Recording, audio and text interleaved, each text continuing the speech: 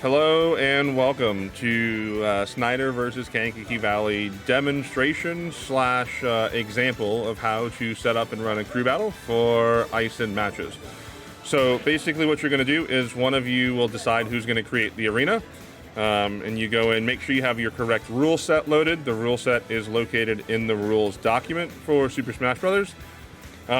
Make sure that you have the format as 1v1, your rule set as stock, 3 stock, based 7 minutes, items off, those sorts of things that are there, like I said, in the rules.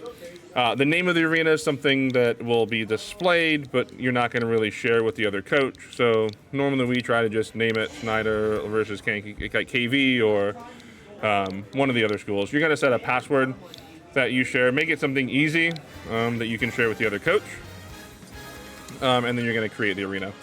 Then you're going to share not the name of the arena, but the lobby code that you're going to see here on this screen in the top right. The ID number, that 5PB8R, that and the password are what you need to share with your opposing coach so that they can connect to the lobby. You also, at this time, need to disclose your initial fighter. So whoever your first player is using as their initial character, you need to disclose to the opposing coach. This only happens before the first fighter. You don't have to worry about that for other fighters. So before each set, you'll need to just contact the other coach via UGC or Discord and tell them who your other player, your first fighter, is fighting as. You are not sharing that information with your players so that they can counterpick. This is just to keep each team honest in who their first fighter is using.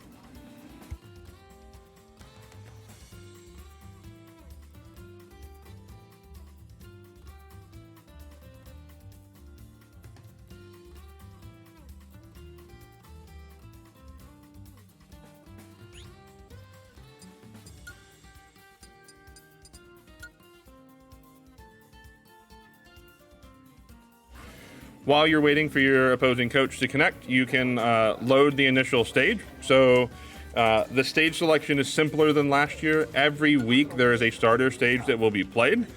This week we're basing it off of week 1, which in the rules is Pokemon Stadium 2. So each crew battle set will start on Pokemon Stadium 2, and then future matches will be counterpicked by the loser from the list of counterpick stages, which are in the rules, but are the stage of the week, Battlefield, Hollow Bastion, Small Battlefield, and Pokemon Stadium 2.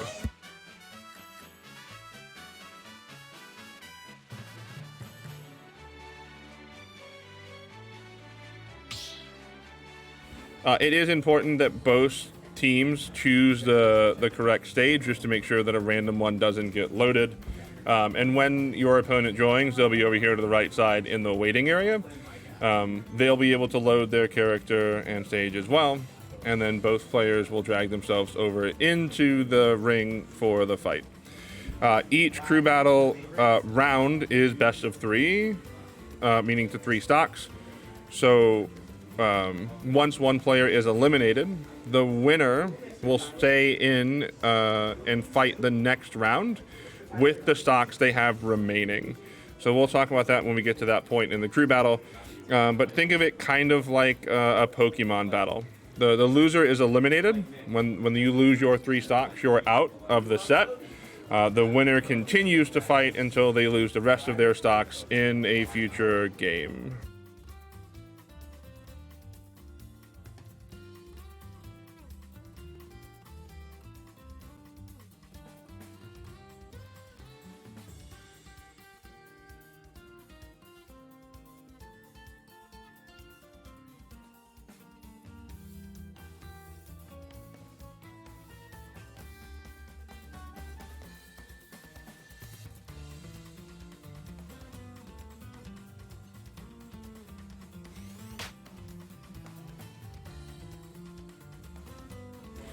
So we can see that Nathan from KV has loaded in over on the right side. So he's going to disclose his fighter to me in our Discord channel so that we know that who he's using as well. And then we'll get loaded in.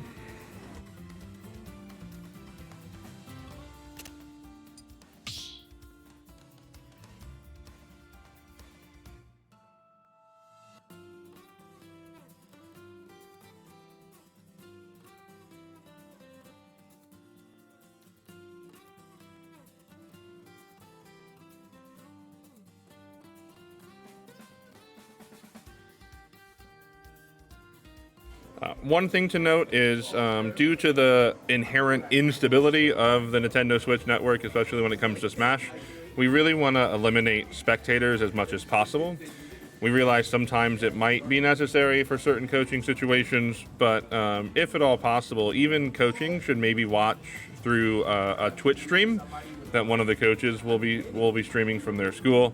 But a limited number of spectators, being like one, if completely necessary, can be acceptable.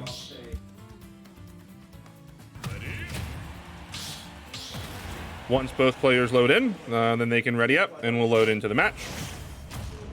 And this first round is very normal in terms of Super Smash Brothers. It's just the 3 stocks. Nothing special happens at all. We just watch and see who's going to take the 3 stocks from the other person. Once only one player is left, after the other player has been eliminated, then that player will carry over to the next round. The percentage damage that they have on the current stock, however, will not carry over. So that does not need to be tracked between rounds. Just how many stocks the winner has left over.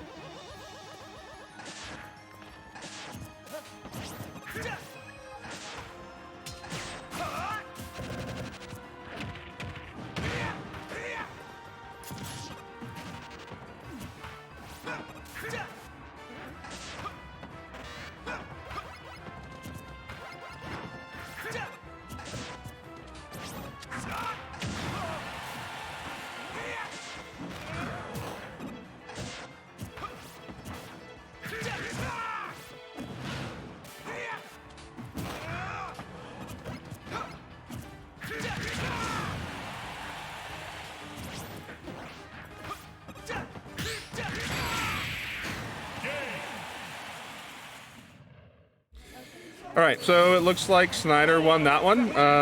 Our player had 3 stocks remaining, so even though they were at a high percentage for that 3rd stock, we'll start the next round at 3 stocks. So basically what happens now is the KV player has been eliminated. KV will get to choose whichever of their players they would like to play next, and they do not have to declare a fighter. They also get to counterpick a stage. So Nathan will be messaging me with what counterpick stage from the list of counterpicks they would like to play. And then we'll get that loaded in.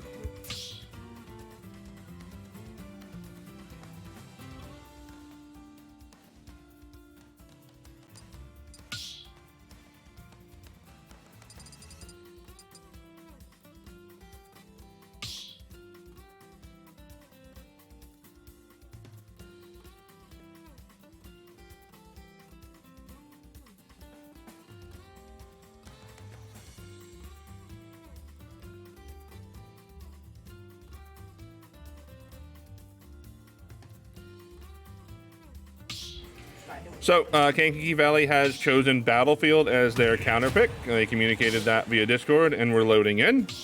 Since our player did not lose any stocks, we will just start the match right at 3, 2, 1, go. We won't have to reset stocks by jumping off the stage at the beginning of the match. So we'll just load in and play straight like normal.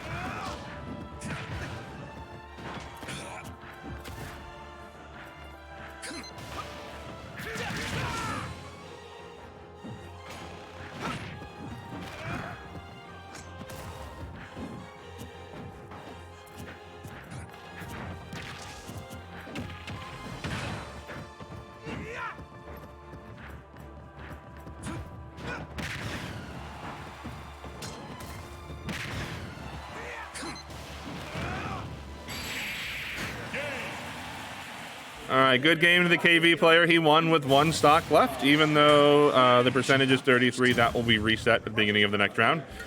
So the Snyder player is eliminated.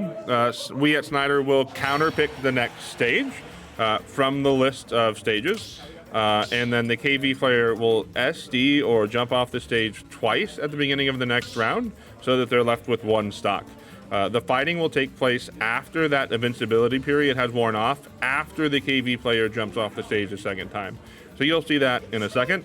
We're going to counterpick the stage here at Snyder, communicate that to KV, and then we'll load into the next round.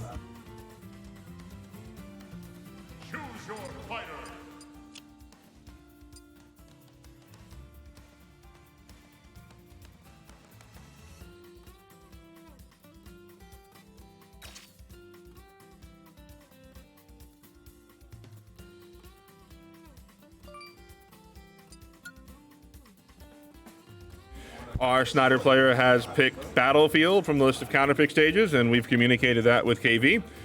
So once our player gets their controller connected, we will have them choose their character and load in on Battlefield.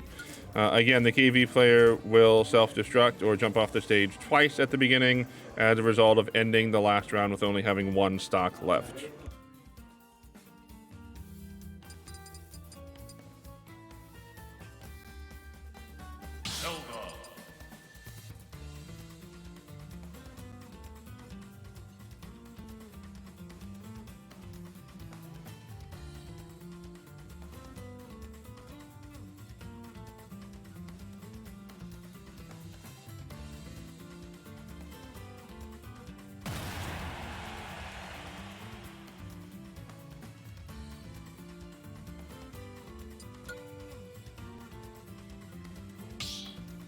So we're loading it on Battlefield. So at the Snyder player, since they do not have to lose any stocks, we'll just wait and not use any attacks or abilities while the KV player jumps off the stage twice to take their first 2 stocks. On that 3rd stock that the KV player has, they will, after the invulnerability period is over, the match will begin. So when this invulnerability period is over, the match will start. And it's go time.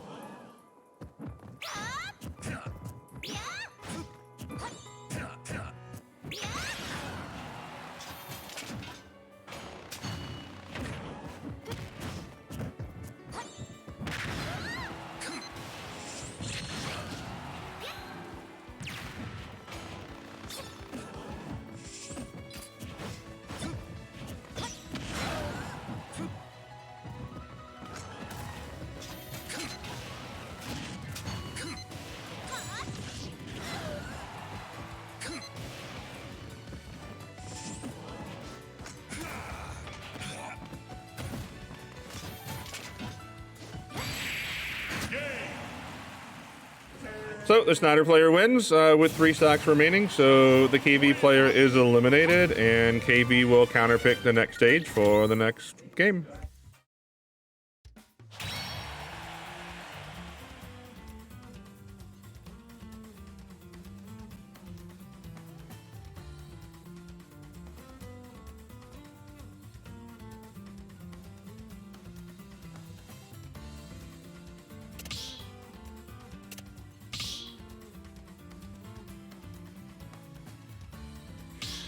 Kankakee Valley has chosen Battlefield again, so it looks like we're going to get a lot of Battlefield tonight.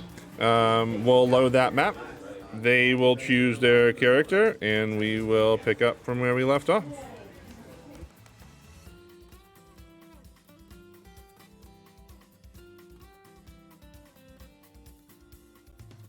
An important note, you've probably noticed, but this is an explicit rule. The winning player is not allowed to change characters between games. If they have stocks left over, they are remaining on that same character, carrying over those stocks, and finishing this set with that character. In between sets, you can sub in new players, and those players can change characters. But within a set, once a player has chosen a character and they have stock remaining with that character, they will continue with that character through the end of the set.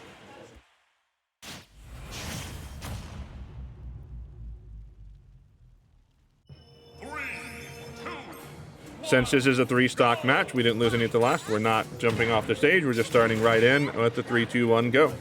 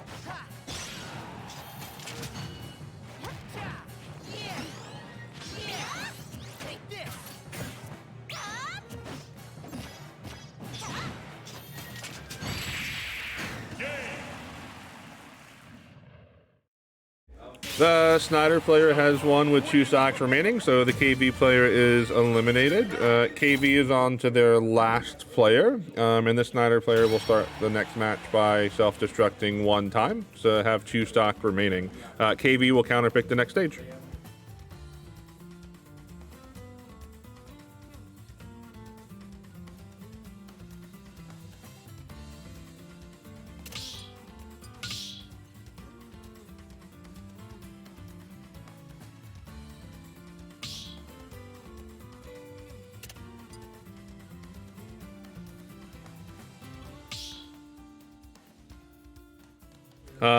Kankakee Valley has chosen Battlefield yet again.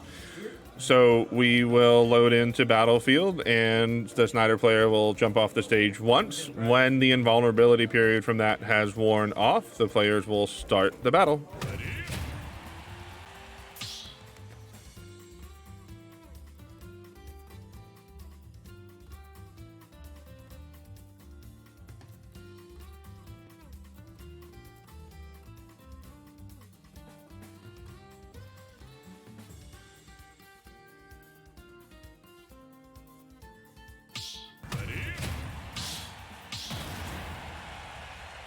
So Kankakee Valley has chosen their character and loaded into the arena. Again, at the beginning, our Snyder player will self-destruct once, and when the invulnerability period is over, the match will start. The opposing player cannot attack or charge any abilities during this period, and now the battle will begin.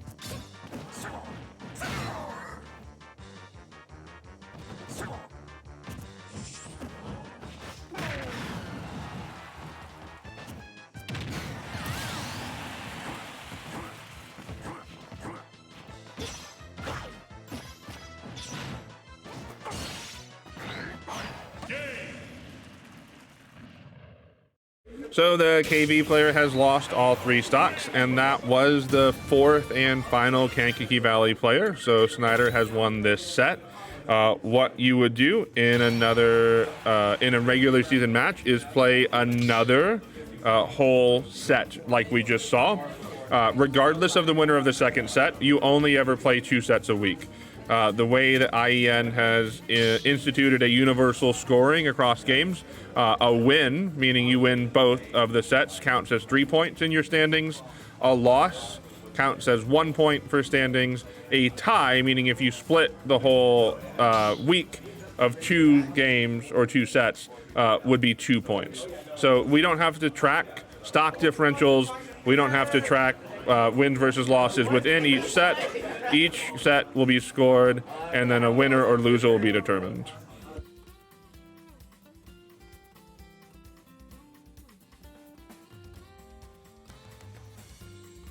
So hopefully this video was helpful in terms of you seeing how a crew battle will work online. As always, if you have questions, feel free to reach out in the Discord channel, and we'll be happy to help.